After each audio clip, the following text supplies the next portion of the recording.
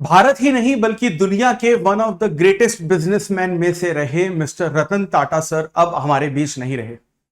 कल रात को ही एक खबर आई। लेकिन रतन टाटा सर इतनी बड़ी पर्सनालिटी हमारे देश में और इस दुनिया में क्यों है? क्योंकि पोस्ट मॉडर्न इंडिया में जितनी रिस्पेक्ट रतन टाटा सर ने कमाई, शायद उतनी ही रिस्पेक्ट इंडिपेंडेंस से पहले हमारे फ्रीडम फाइटर्स ने कमाई थी।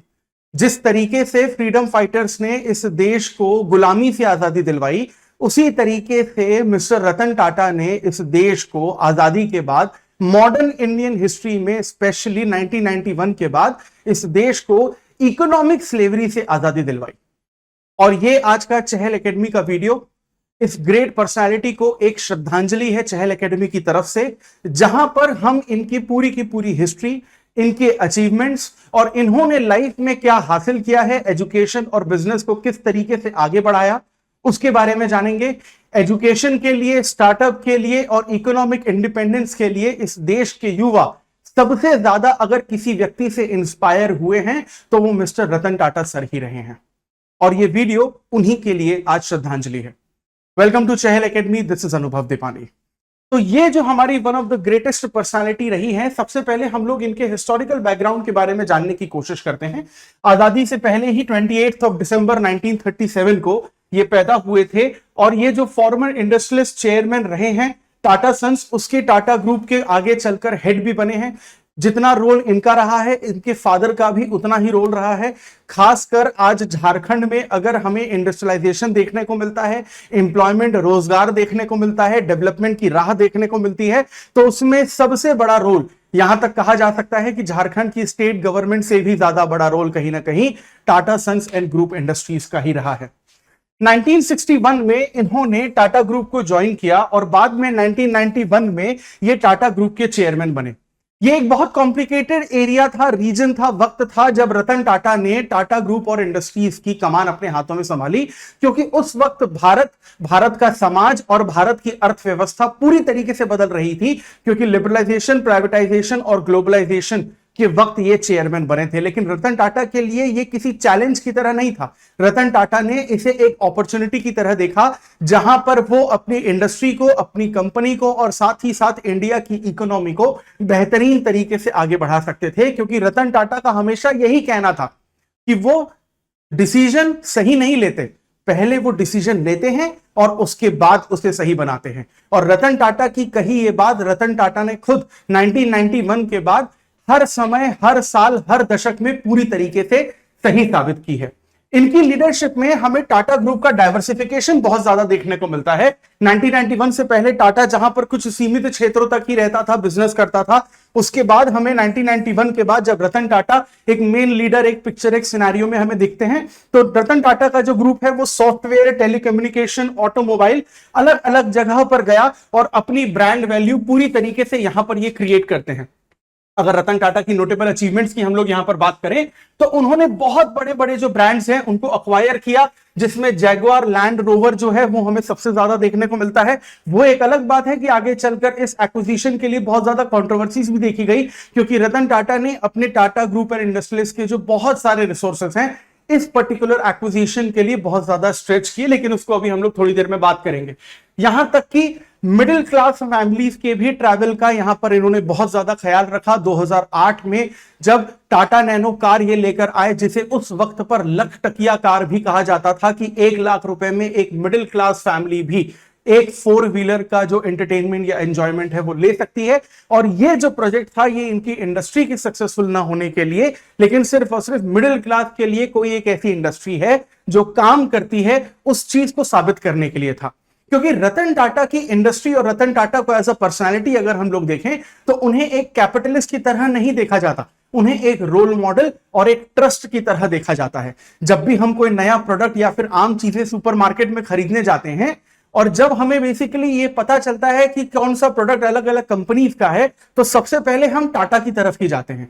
क्योंकि अगर किसी भी पैकेजिंग के पैकेट में आपको टाटा शब्द दिखता है तो वो सीधे आपका ट्रस्ट बिल्ड करता है और सीधे हम लोग वो प्रोडक्ट अपने घर लेकर आते हैं। क्योंकि रतन टाटा जो हैं वो कॉर्पोरेट सोशल रिस्पॉन्सिबिलिटी यानी CSR में भी उतने ही ज्यादा इन्वॉल्व थे। वहीं अगर हम लोग इनकी और अचीवमेंट्स की बात करें तो एजुकेशन और फिलैंथ्रोपिक एफर्ट्स के लिए बहुत ज्यादा माने गए हैं। इन्होंने बहुत अपना नाम किया, जिसमें education, health care, rural development, Tata trust की तरफ से यहां पर बहुत ज्यादा बनाए गए। 2012 तक, 1991 से लेकर 2012 तक रतन टाटा जो है वो टाटा ग्रुप के चेयरमैन रहे। और 2012 में जब इन्होंने ये अपनी पोस्ट छोड़ी तो नए चेयरमैन और नए लीडर्स आते हैं, लेकिन उसके बाद भी हमें रतन टाटा यहां पर इस ग्रुप में एक इन्फ्लुएंशियल पर्सनालिटी की तरह हमको देखने को मिलते ही हैं। और ये जो सेंटेंस है रतन टाटा का, यही इनकी फिलॉसफी थी, that I don't believe in taking right decisions, I take the decisions and then make them right. ये रतन टाटा ने अपनी पूरी लाइफ जर्नी में बिल्कुल सही तरीके से ही इंप्लीमेंट किया। अगर हम लोग यहां पर टाटा नैनो की थोड़ी सी डिटेल में बात करें तो 2008 में हम लोग ये देखते हैं कि जो टाटा नैनो है उसको लॉन्च किया गया था। पहले ये बंगाल में इसका मैन्युफैक्चरिंग यूनिट लगने वाला था, बाद में कुछ कंट्रोवर्सीज, कुछ प्रॉब्लम्स की वजह से इसे गुजरात में शिफ्ट करना पड़ा और वहां से ये लॉन्च हुआ। और इस पर्टिकुलर प्रोजेक्ट से रतन टाटा ने यह दिखाया कि इनोवेशन का एक्चुअल में मतलब क्या होता है, किसी भी प्रोडक्ट को आप मिनिमम प्राइस पर कैसे लेकर आ सकते हैं और लोगों के लिए किस तरीके से उसको पूरी तरीके से अफोर्डेबल बना सकते हैं। अगर इंटरनेशनल एक्विजिशंस की हम लोग बात करते हैं तो टेटली टी को अक्वायर किया गया था ईयर 2000 में, कोरस स्टील को 2007 में, और इनका one of the most famous acquisition हमें 2008 में देखने को मिलता है जब यहां पर जैगुआर लैंड रोवर को यहां पर अक्वायर किया था। यानी कि रतन टाटा का जो बिजनेस है आपको डाइवर्सिफाई इसलिए दिखता है क्योंकि यहां पर आपको सबसे सस्ते product with the best quality and सबसे महंगे product with the best quality, यानी कि यहां पर रिच क्लास, मिडिल क्लास और लोअर अर्निंग इनकम क्लास का भी पूरा ख्याल आपको देखने को मिलता है। ये डिपेंड करता है आपकी परचेजिंग पावर पर कि आप टाटा का कौन सा प्रोडक्ट इस्तेमाल करने चाहते हैं। लेकिन जो इनके सबसे बेहतरीन एक्विजिशंस में अगर हम लोग देखें तो 2021 में जब एयर इंडिया को यहां पर अक्वायर किया गया तो यहां पर रतन टाटा का जो नेशनलिज्म और पैट्रियोटिज्म का कंसेप्ट है वो देश के सामने आता है, जहां पर एयर इंडिया 90 सालों तक नेशनलाइज रही थी और लगातार नुकसान में जाती जा रही थी और गवर्नमेंट ऑफ इंडिया डिसइन्वेस्टमेंट से प्राइवेटाइजेशन की तरफ बढ़ रही थी। तो रतन टाटा ने कहा कि एयर इंडिया को रतन टाटा का जो ग्रुप है वो अक्वायर करेगा और यहां पर ये बेसिकली इसे मुनाफे या प्रॉफिट में लाकर सिर्फ अपने बिजनेस को ही नहीं लेकिन अपने नेशनलिज्म और पैट्रियोटिज्म को भी प्रूव करेंगे। यहां तक कि अगर हम लोग इनके एक बहुत मॉडर्न ऐप टाटा नेऊ की बात करें तो यहां पर भी हमको इनका इनोवेशन देखने को मिलता है, क्योंकि ये ऐप एक भारत की पहली सुपर ऐप के तौर पर देखी गई थी। प्लस फिलैंथ्रोपी में और एजुकेशन में इनका कितना बड़ा रोल रहा है ये आप सिर्फ इस तरीके से समझ सकते हैं कि रतन टाटा ने टाटा ट्रस्ट के थ्रू एजुकेशन के लिए millions and millions of dollars donate किए, स्कॉलरशिप रखी। एग्जाम्पल के तौर पर इंडियन स्टूडेंट्स के लिए कॉर्नेल यूनिवर्सिटी में $50 मिलियन यहां पर डोनेट किए गए ताकि वो स्कॉलरशिप में काम आए। यहां तक कि हार्वर्ड बिजनेस स्कूल में टाटा हॉल तक का कंस्ट्रक्शन किया गया, क्योंकि इनका रोल एजुकेशन में बहुत ज्यादा बड़ा रहा है। वहीं अगर हम लोग रतन टाटा को मिले अवार्ड्स की बात करें तो लिस्ट खत्म ही नहीं होती है, क्योंकि यहां पर अवार्ड्स इन्हें सिर्फ Indian government, state government, foreign government से नहीं लेकिन लोगों का जो प्यार मिला है पूरी जिंदगी भर, यही इनके सबसे बड़े अवार्ड्स में से आता है। उदाहरण के तौर पर सबसे पहले इन्हें पद्म भूषण दिया गया था, जो इंडिया के हायरार्की में अगर हम देखें तो थर्ड हाईएस्ट सिविलियन ऑनर है, जो इन्हें 2000 में दिया गया था। Honorary fellowship of the London school of economics and political science 2007 में। और second highest award Padma Vibhushan की बात करें तो वो इन्हें 2008 में दिया गया था। इसके अलावा 2009 में इन्हें title of honorary knight commander of the order of British Empire United Kingdom. Finally 2010 में इन्हें Oslo business of peace award और 2014 में इन्हें honorary knight grand cross of the order of British Empire. इसके अलावा सैकड़ों हजारों अवार्ड इन्हें मिले, लेकिन ये वो अवार्ड्स हैं जो सबसे ज्यादा बड़े और सबसे अचीवेबल रहे हैं। लेकिन यहां पर जिस तरीके से हर बड़ी पर्सनालिटीज में के साथ हमें यहां पर अचीवमेंट के साथ साथ कुछ कंट्रोवर्सीज भी देखने को मिलती हैं, उन कंट्रोवर्सीज में कुछ कंट्रोवर्सीज ऐसी रही हैं जिसमें रतन टाटा और उनकी कंपनी और उनकी इंडस्ट्री को कहीं ना कहीं कुछ चैलेंजेस भी फेस करने पड़े हैं। सबसे पहले जो कंट्रोवर्सी हमारे सामने हमेशा से आती है वो रतन टाटा वर्सेस साइरस मिस्त्री की होती है। जब रतन टाटा ने अपनी चेयरमैनशिप छोड़ी थी तो इस पर्टिकुलर ग्रुप की कमान जो है वो साइरस मिस्त्री को थमाई गई थी, लेकिन साइरस मिस्त्री का जो गवर्नेंस था उस कंपनी को लेकर वो रतन टाटा की आइडियोलॉजी और एथिक्स के बहुत ज्यादा खिलाफ गया था। और फाइनली यहां पर साइरस मिस्त्री को जब कंपनी से निकाला गया, उन दोनों के बीच में जो केस हुए, इंटरनल इश्यूज बहुत ज्यादा क्रिएट हुए, क्योंकि आइडियोलॉजी और डिसीजन मेकिंग दोनों की बहुत ज्यादा अलग थी। यहां पर साइरस मिस्त्री का एक स्टांस जो है रतन टाटा को जो सबसे बुरा लगा था वो ये था कि टाटा नैनो प्रोजेक्ट को यहां पर बंद करने की बात की जा रही थी, जबकि रतन टाटा की आइडियोलॉजी टाटा नैनो से रिलेटेड सिर्फ मुनाफे की नहीं थी, मिडिल क्लास फैमिलीज को, इंडियन मिडिल क्लास फैमिलीज को एक सहूलियत देने की भी थी। वहीं इसके अलावा अगर हम लोग एक्विजिशन स्ट्रेटजीज की बात करते हैं तो यहां पर भी कहीं ना कहीं हमें थोड़ी बहुत कंट्रोवर्सी देखने को मिलती है। जब यहां पर लैंड रोवर को, जैगुआर लैंड रोवर को यहां पर अक्वायर किया गया था, यहां तक कि 2007 में जब कोरस स्टील को अक्वायर किया गया था, तो वो जो एक्विजिशन कॉस्ट है वो टाटा ग्रुप को बहुत ज्यादा पड़ी थी, बहुत ज्यादा महंगी पड़ी थी। ये एक थोड़ी बहुत कंट्रोवर्सी देखने को मिलती है। लेकिन किस तरीके के एथिकल पर्सन थे रतन टाटा, वो हमें कोविड के टाइम पे भी देखने को मिला। जब कोविड आया तो इंडिया की लगभग हर प्राइवेट कंपनीज ने या तो अपने एम्प्लॉयज को नौकरी से निकाल दिया या तो उनकी सैलरी आधी कर दी, लेकिन Ratan Tata was one of the very few person जो खड़े रहे अपने एम्प्लॉयज के साथ, अपनी कंपनीज के साथ, और सभी को यह कमिटमेंट दिया कि किसी को नौकरी से नहीं निकाला जाएगा और किसी की सैलरी कम नहीं की जाएगी।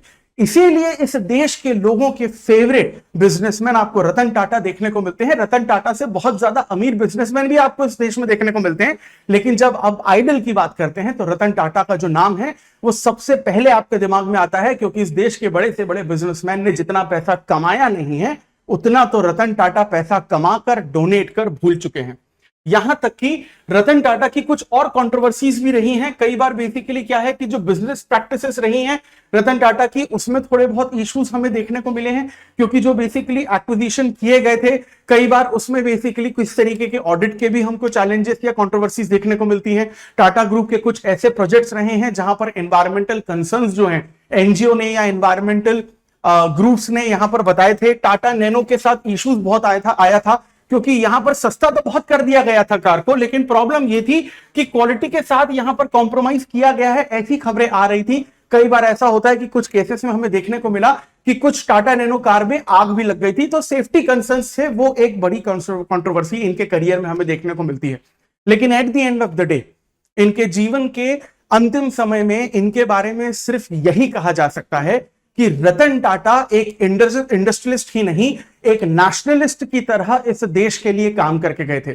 चाहे आप वो इनोवेशन की बात करें, चाहे आप वो इकोनॉमी को स्ट्रांग करने की बात करें, चाहे वो आप डोनेशन की बात करें, स्कॉलरशिप की बात करें, 100 से ज्यादा कंट्रीज में रतन टाटा ने सिर्फ टाटा ग्रुप का नाम ही नहीं फैलाया, लेकिन अपना नेशनलिज्म और भारत की चीजों को भी दूसरे देशों तक लेकर गए हैं। अंत में रतन टाटा के लिए सिर्फ इतना ही कहा जा सकता है कि इस देश का कोई भी नागरिक रतन टाटा को कभी नहीं भूलेगा, क्योंकि हमने टाटा का नमक खाया है। Thank you very much.